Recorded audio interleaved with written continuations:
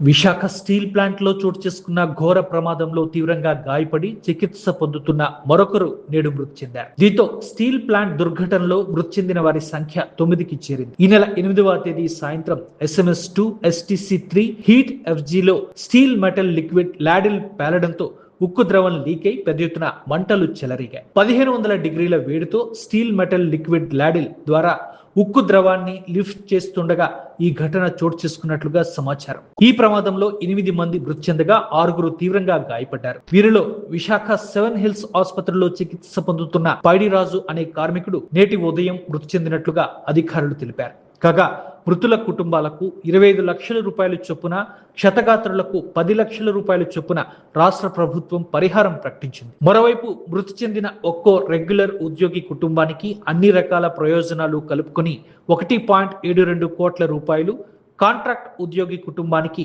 45 లక్షల రూపాయల పరిహారం అందుతుందని ఇప్పటికే డిప్యూటీ సీఎం పవన్ కళ్యాణ్ తెలిపారు.